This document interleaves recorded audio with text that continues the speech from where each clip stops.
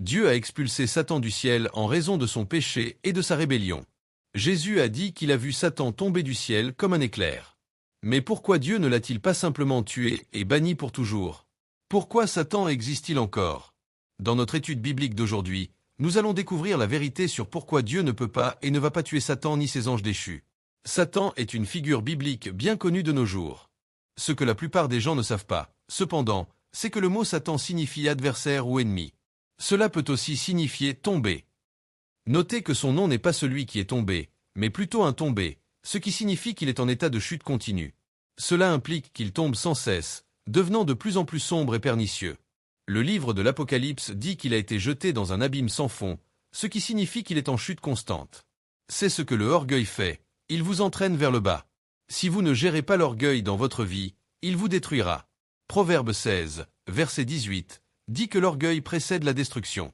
Notez que la destruction n'est pas toujours synonyme de mort, car David a dit dans le psaume 3, verset 4, que Dieu rachète sa vie de la destruction. La destruction peut se produire dans votre vie alors que vous êtes encore en vie. Votre orgueil peut détruire vos relations, vos finances et les opportunités que Dieu met devant vous. Alors, comment pouvez-vous inverser cela? Par l'humilité. Satan, également connu sous le nom de Lucifer par certains, est l'ancien tentateur qui a tenté de tromper l'humanité pour désobéir à Dieu depuis des milliers d'années. Satan a commencé comme un ange au ciel, créé par Dieu pour sa gloire et son adoration. Cependant, Satan n'était pas satisfait de simplement servir et adorer Dieu. Il voulait être servi et adoré, être perçu comme égal ou même supérieur à Dieu Tout-Puissant. Son ambition démesurée le poussa à organiser une rébellion au ciel, rassemblant une armée d'anges et dirigeant ses intentions contre celles de Dieu. Ces anges rebelles sont désormais connus comme les anges déchus. La guerre au ciel fut d'une intensité inimaginable. D'un côté, l'archange Michel et son armée de guerriers célestes, de l'autre, Satan prenant la forme d'un dragon colossal, accompagné de milliers et milliers de démons, déterminés à renverser l'ordre divin. Malgré la férocité des combats, le règne de Dieu ne pouvait être renversé avec succès, et la bataille se termina par l'expulsion de Satan et de ses anges du ciel. Dans le livre de l'Apocalypse, chapitre 12, versets 7 et 8, il est dit « Il y eut alors une guerre dans le ciel. Michel et ses anges combattirent contre le dragon, et le dragon et ses anges combattirent, mais ils ne furent pas assez forts et perdirent leur place dans le ciel. » On peut voir que Satan et ses anges avaient un endroit, une position et une dimension dans le royaume céleste, mais ils l'ont perdu à cause de leur rébellion. Cependant, en tant que chrétien, vous avez gagné une place au ciel. Éphésiens 2, verset 6, dit « Dieu nous a ressuscités avec Christ et nous a fait asseoir avec lui dans les lieux célestes en Christ Jésus. » Cette position est un privilège immense accordé aux croyants. Mais une question persiste. Pourquoi Dieu n'a-t-il tout simplement pas anéanti Satan et tous ses anges? Pourquoi a-t-il permis qu'ils s'enfuient sur terre pour causer la mort et la destruction? La réponse à cette question est complexe et profonde. Certains théologiens suggèrent que Dieu, dans sa sagesse infinie, permet aux êtres humains de choisir librement entre le bien et le mal, entre le service de Dieu et la rébellion contre lui. Ce libre arbitre est essentiel à la véritable adoration et à l'amour authentique. Sans la possibilité de choisir, l'amour et la dévotion des créatures de Dieu ne seraient pas sincères. De plus, la présence de Satan et de ses démons sur terre est un rappel constant de la bataille spirituelle en cours, incitant les croyants à rester vigilants, fidèles et dépendants de la grâce divine pour triompher des tentations et des épreuves. Ainsi, même dans cette apparente défaite, il y a une opportunité pour la croissance spirituelle et le renforcement de la foi. Les épreuves et les tribulations permettent aux croyants de démontrer leur fidélité à Dieu et de s'affermir dans leur relation avec lui. En fin de compte, la victoire finale appartient à Dieu, et tous ceux qui lui restent fidèles partageront en sa gloire éternelle. Les incrustations en toi, le jour où tu fus créé, furent préparées. Tu étais un chérubin oint pour protéger, et je t'avais établi. Tu étais sur la sainte montagne de Dieu. Tu marchais au milieu des pierres de feu. Tu étais parfait dans tes voies depuis le jour où tu fus créé, jusqu'à ce que l'iniquité soit trouvée en toi. Par la multitude de tes marchandises, ils t'ont rempli de violence, et tu as péché. C'est pourquoi je t'ai précipité du mont de Dieu et je t'ai détruit, ô chérubin protecteur, du milieu des pierres de feu. Ton cœur s'est enorgueilli à cause de ta beauté, tu as corrompu ta sagesse à cause de ton éclat. Je t'ai jeté par terre, je t'ai exposé devant les rois pour qu'ils te regardent. Ézéchiel parle ici d'un être parfait créé par Dieu pour être beau et précieux. Mais quelque chose s'est produit, l'injustice fut trouvée en cet être. Il a péché, et à cause de ce péché, Dieu l'a chassé du paradis. C'est une seconde référence à la chute de Satan. Il est tombé parce qu'une graine de méfiance s'était enracinée en lui, quelque chose d'orgueilleux qui croissait en lui, quelque chose que Dieu ne pouvait tolérer dans le ciel. La réalité est que Satan était un ange de haut rang dans le ciel, mais il est tombé si bas qu'il est devenu non seulement Satan le déchu, mais aussi Satan le tentateur, tellement arrogant dans ses voies qu'il ne pouvait s'empêcher de guider les autres vers l'erreur, tout comme il s'était égaré lui-même. Satan est aussi un accusateur, comme on le voit dans le livre de Zacharie, chapitre 3, où l'on a une image claire de Josué devant Dieu avec Satan à sa droite, apportant des accusations contre lui. Dans le Nouveau Testament, nous voyons que Satan continue de tourmenter l'humanité. Même le Seigneur Jésus-Christ a été tenté par Satan pendant 40 jours dans le désert.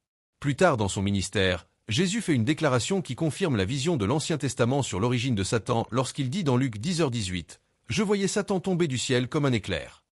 Un exemple se trouve dans 2 Pierre 2h4 « Car si Dieu n'a pas épargné les anges qui ont péché, mais les a précipités dans l'abîme de ténèbres et les a livrés pour être gardés en vue du jugement. » Jude dit également dans son épître que ces anges qui n'ont pas gardé leur dignité, mais ont quitté leur propre demeure, il les a gardés dans des chaînes éternelles sous l'obscurité pour le jugement du grand jour. Ces passages montrent que la chute de Satan est le résultat de son orgueil et de sa rébellion contre Dieu. Pourtant, même dans cette rébellion, Dieu utilise les événements pour accomplir ses desseins. En tant que croyants, nous devons rester vigilants et fermes dans notre foi, sachant que toute chose concourt au bien de ceux qui aiment Dieu, ceux qui sont appelés selon son dessein, Romains 8h28. Les épreuves et les tentations que nous rencontrons peuvent être des moyens par lesquels Dieu renforce notre foi et notre dépendance envers lui. En fin de compte, la victoire appartient à Dieu, et nous pouvons avoir l'assurance que son plan parfait se réalisera, malgré les apparences contraires. Les incrustations en toi, le jour où tu fus créé, furent préparées. Tu étais un chérubin oint pour protéger, et je t'avais établi. Tu étais sur la sainte montagne de Dieu. Tu marchais au milieu des pierres de feu. Tu étais parfait dans tes voies depuis le jour où tu fus créé, jusqu'à ce que l'iniquité soit trouvée en toi. Par l'abondance de ton commerce, tu t'es rempli de violence et tu as péché. C'est pourquoi je t'ai précipité du mont de Dieu et je t'ai détruit, ô chérubin protecteur, du milieu des pierres de feu. Ton cœur s'est enorgueilli à cause de ta beauté. Tu as corrompu ta sagesse à cause de ton éclat. Je t'ai jeté par terre. Je t'ai exposé devant les rois pour qu'ils te regardent. Ézéchiel parle ici d'un être parfait créé par Dieu pour être beau et précieux. Mais ensuite, quelque chose est arrivé. L'injustice a été trouvée en cet être. Il a péché et à cause de ce péché, Dieu l'a chassé du paradis. C'est une seconde référence à la chute de Satan. Il est tombé parce qu'il y avait une graine de méfiance en lui, quelque chose d'orgueilleux qui grandissait en lui, quelque chose que Dieu ne pouvait pas permettre dans le ciel. La réalité est que Satan était un ange de haut rang dans le ciel, mais il est tombé si bas qu'il est devenu non seulement Satan le déchu, mais aussi Satan le tentateur, si arrogant dans ses voies qu'il ne pouvait s'empêcher de guider les autres vers l'erreur, tout comme il s'était lui-même égaré. Satan est aussi un accusateur, comme le montre le livre de Zacharie, chapitre 3, où l'on voit une image claire de Josué devant Dieu avec Satan à sa droite, apportant des accusations contre lui. Dans le Nouveau Testament, nous voyons que Satan continue de tourmenter l'humanité. Même le Seigneur Jésus-Christ a été tenté par Satan pendant 40 jours dans le désert. Plus tard dans son ministère, Jésus fait une déclaration qui confirme la vision de l'Ancien Testament sur l'origine de Satan lorsqu'il dit dans Luc 10h18 « Je voyais Satan tomber du ciel comme un éclair ». Un exemple se trouve dans 2 Pierre 2h4 « Car si Dieu n'a pas épargné les anges qui ont péché, mais les a précipités dans l'abîme de ténèbres et les a livrés pour être gardés en vue du jugement. » Jude dit dans le premier chapitre de son épître que les anges qui n'ont pas gardé leur dignité, mais ont quitté leur propre demeure, sont gardés dans des chaînes éternelles sous l'obscurité pour le jugement du grand jour. Il les a gardés dans des chaînes éternelles sous l'obscurité profonde jusqu'au jugement du grand jour. Satan a la permission de vivre, certes, mais il sera finalement tenu responsable de ses péchés. Cela nous donne une certaine clarté sur la raison pour laquelle Dieu ne peut pas tuer Satan et ses anges déchus. Il ne serait pas juste de tuer un criminel avant un jugement équitable. Dieu attend le jugement du monde, où tous seront jugés et récompensés selon leurs œuvres. Pour répondre à la question en discussion, nous devons d'abord analyser qui est réellement Dieu. En fait, certains attributs sacrés de Dieu le poussent à agir d'une certaine manière. De plus, comme Dieu est toujours le même et ne change jamais, si nous pouvons découvrir qui il est, nous pouvons comprendre de manière fiable pourquoi il fait ce qu'il fait. Les actions de Dieu sont toujours une manifestation de sa nature. En d'autres termes, ce que Dieu fait découle de qui il est. La première chose à retenir en posant cette question est que Dieu est tout-puissant. En effet, il ne peut y avoir de défi à son autorité, car il a tout le pouvoir de l'univers à sa disposition.